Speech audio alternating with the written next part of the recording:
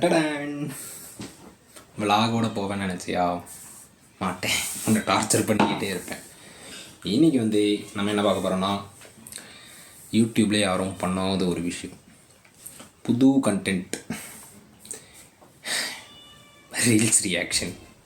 தம்பி காமெடி வேண்டாம், நான் சொல்லிட்டேன். நான் காமெடி பண்ணாதன்னு சொல்லியிருக்கேன். நான் அதுதான் பண்ண போகிறேன்.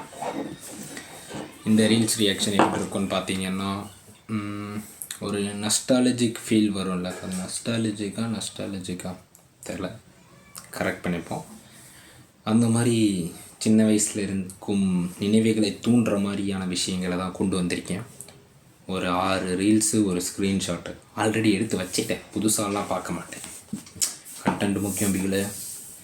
அதில் ஃபஸ்ட்டு என்ன பார்க்க போகிறோன்னா, ஏதாச்சும் நான் ரேண்டமாக போடுவோம்.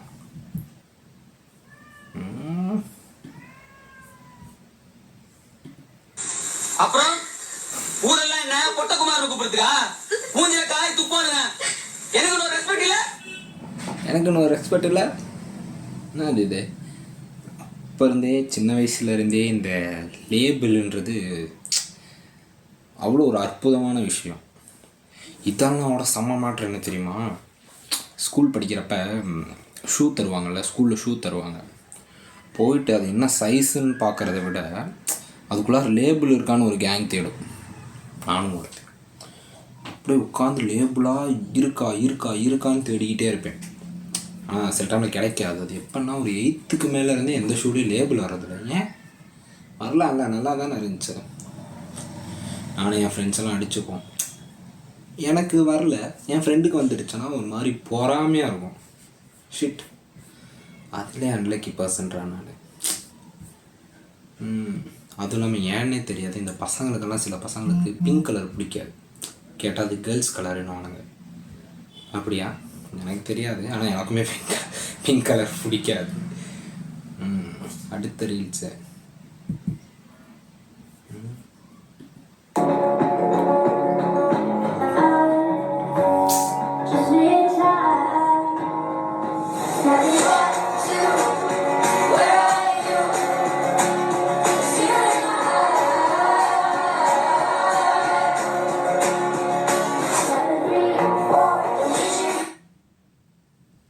ஸ்டெம்பர் பால். கிரிக்கெட்டுன்னு ஒன்று ஆடுறோன்னா அது ஸ்டெம்பர் பாலில் தான். சின்ன வயசுலேருந்து இப்போ வரைக்குமே நாங்கள் அதில் தான் விளையாடுறோம்.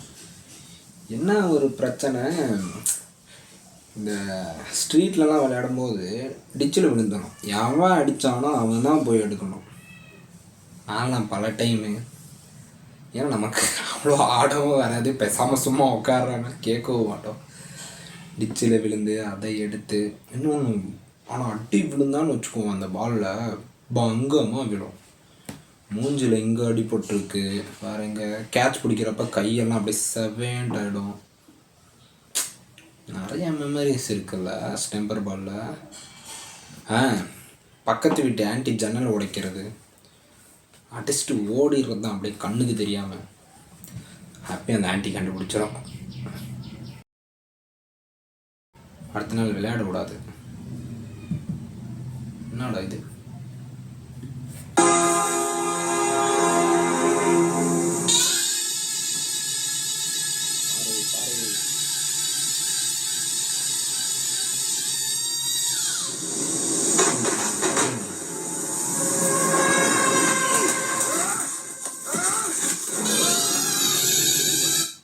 நான் முத தேட்டரில் பார்த்த படம் இது. அடம் பிடிச்சி, அது வரைக்கும் என் மைண்டில் தேட்டர்னா எப்படி இருக்கும்னா, தியேட்டர் எப்படி இருக்கும்னா, ஒரு பெரிய டிவி போல் ஸ்விட்சு போட்டால் ஆன் ஆகும், அந்த படம் ஓடுன்னு நினச்சிட்ருந்தேன். அப்புறம் பார்த்தா ஸ்க்ரீனு, ப்ரொஜெக்டரி. எப்போ அந்த படம் ரிலீஸ் ஆகுமோ நான் 2ஆம் வகுப்பு படிச்சுட்டு இருந்தேன். ஆமாம், தீபாவளிக்கு இந்த படமும் வேலாயுதம் படமும் வந்துச்சு. ஆனால் நான் இந்த படம் தான் போனேன், ஏன்னா நான் சூர்யா ஃபேன். ஃப்ரேமில் ஏதாச்சும் மாற்றங்கள் இருக்கலாம். ஏன்னா ஃபோனில் எடுத்துகிட்டு இருக்கனால ஃபோன் கமுந்தடிச்சிட்டான், நம்பவே கூடாது. எதை பற்றி பார்த்துட்டு இருந்தோம்? 7ஆம் அறிவு ரீல்ஸ். நான் மாதிரி படம் தெரியுமா? எங்கள் ஆள்லாம் அப்போ பீக்கு. சே, இப்போ தான் தேட்டரில் ஒழுங்காக செலிப்ரேட் பண்ணி பல வருஷம் ஆச்சு. கொடுப்போம், ரெட்ரோவில் கம்பேக் கொடுப்போம், கொடுத்தே ஆகிறோம். கார்த்திக் சுப்ராஜன்னா காப்பாற்றிடு, உன்னை நம்பி தான் இருக்கிறோம். அடுத்தே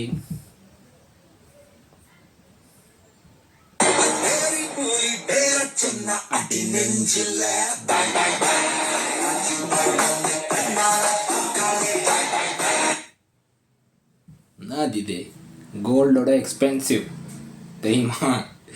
2014 என்னடா அது? அதானே, ஆமாம். அஞ்சான் படம் பார்த்துட்டு வாயில் குச்சி சொருகிட்டு அந்த செயினை போட்டு இப்படி இழுத்து இப்படி விடணும். ஆனால் அந்த செயின் அப்பாலாம் அவ்வளோ குவாலிட்டியெல்லாம் வரல. ஆனால் நம்ம அதை வச்சுருக்கோம், சீன் போடலான்னு பார்த்தா நம்ம ஏரியாவில் இருக்கிற பாதி பேர் அதை வச்சுருப்பான். ஒரு மாதிரி காண்டாயிரும். அப்புறம் அவனுங்களும் சீன் போட, நம்மளும் சீன் போட நல்லாயிருக்கும். சூர்யா ஃபேன்ஸை தாண்டி அந்த செயின் யூஸ் பண்ணுவானுங்க. விஜய் ஃபேன்ஸ் எல்லார் ஃபேன்ஸும் யூஸ் பண்ணாங்க, பார்ப்பேன். அடுத்து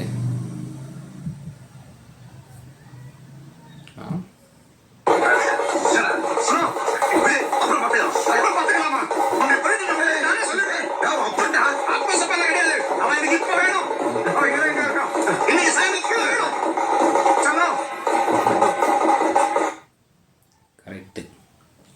இந்த லேசர் லைட்டுன்னு ஒன்று இருக்கும். அதை வாங்கிறதுக்குள்ளார அவ்வளோ கஷ்டப்படணும். என்ன எக்ஸ்பென்சிவ் இப்போல்லாம் இருக்கிற எக்ஸ்பென்சிவ், எது எடுத்தாலும் எக்ஸ்பென்சிவ்ன்றீங்க. அப்போவே அது 50-60 ரூபா. கொடுக்கவே மாட்டாங்க, வாங்கி கொடுக்கவே மாட்டாங்க. அடம் பிடிச்சி அதை வாங்கி ரோட்டில் போகிறவன் மேலாம் லேசர் லைட் அடித்து அவன் திரும்பி பார்க்கும்போது ஒரு சந்தோஷம் கிடைக்கும் பாரு. ஸ்பைடர் படத்தில் வர மாதிரி இருக்கும், அப்படி இருக்கும் அது. அந்த laser light, remote control car. எனக்கு ஒரு ஃப்ளாஷ்பேக் இருக்குது. ரிமோட் கண்ட்ரோல் ஹெலிகாப்டர்னால் நான் 5வது 6வது படிக்கும்போது எனக்கு ரொம்ப பிடிக்கும். டிவிலெலாம் போடுவாங்க. அதை பார்த்துட்டு நான் எங்கள் மாமா கிட்டே ரிமோட் கண்ட்ரோல் ஹெலிகாப்டர் வாங்கித்தாங்க. அவர் என்ன பண்ணிட்டார், அப்போவே அது 2000 ரூபா. அந்த 2000 ரூபா கொடுத்து வாங்கணுமான்ட்டு அவர் என்கிட்ட போய் சொல்லிட்டார்.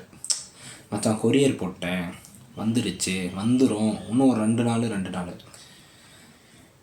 நான் என் அம்மா கிட்டே காலையில் ஸ்கூலுக்கு போகும்போது சொல்லிட்டு போவேன், அம்மா ஏதாச்சும் கொரியர் வந்தால் வாங்கி வைங்க, இருக்கும், எனக்காக தான் வரும் ரிமோட் கண்ட்ரோல் ஹெலிகாப்டர், அதை பார்த்து பத்திரமா வச்சிருங்க, ஈவினிங் ஸ்கூல் போயிட்டு வந்து நான் எடுத்துக்கிறேன் அப்படின்ட்டு. ஸ்கூல் பஸ்ஸிலலாம் சொல்லிட்டேன்.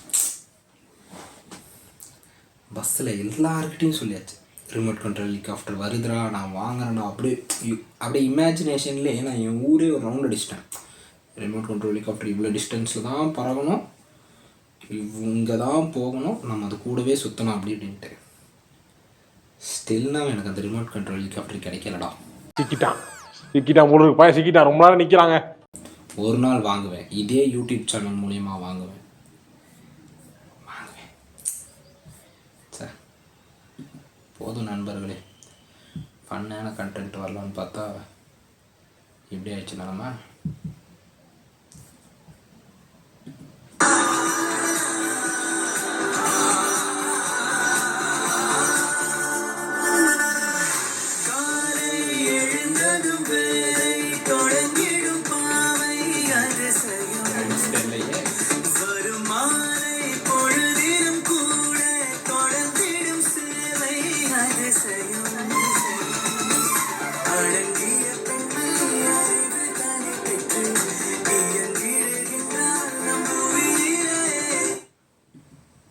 யாரு வாணி போஜனா?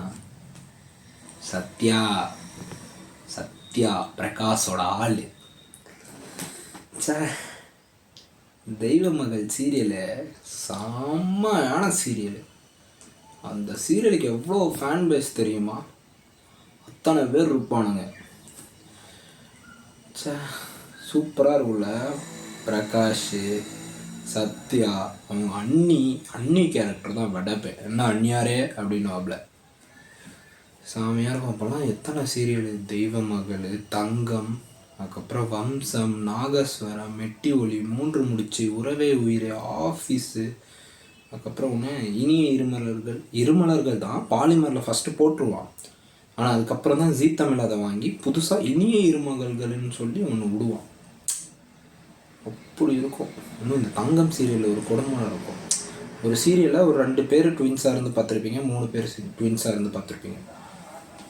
எல்லாருமே அந்த சீரியலில் டபுள் ஆக்டரா, எல்லாருமே ஹீரோயின், ஹீரோ, நடுவில் பொம்மின்ற ஒரு கேரக்டர் வரும். இன்னும் என்னென்ன எல்லா எல்லாம் ட்வின்ஸாகவே வருங்க. காண்டாயிரம் அந்த சீரியல்லாம். அப்புறம் இந்த நாகஸ்வரம் கோபி அண்ணன் டெய்லர் வேலை பார்த்தாலே அண்ணன் அப்போல்லாம் என்ன ஒரு ஆக்ஷன் ஹீரோ தெரியுமா அவர், செமையாக இருக்கும். அப்போல்லாம் எங்கள் அண்ணன் 10th படிக்கிறாப்லன்ட்டு நானும் எங்கள் அம்மாவும் தெய்வமகள் சீரியல் மேல் வீட்டு ஆண்டி வீட்டில் பார்ப்போம். போயிட்டு சீரியல் முடிச்சுட்டு அப்புறம் வந்து ஹோம்ஒர்க் பண்ணுவேன். அப்போ நான் 4ஆம் வகுப்பு. எங்கள் குடும்பத்திலே பெரிய படிப்பு அது. ஐயோ நான் பாருங்கள் ஷட் டவுன் பண்ண போகிறேன். இன்னும் ஒரே ஒரு ஃபோட்டோ இருக்குது ரீசெண்ட்லையா, அது எதில், ஐயோ இருக்கா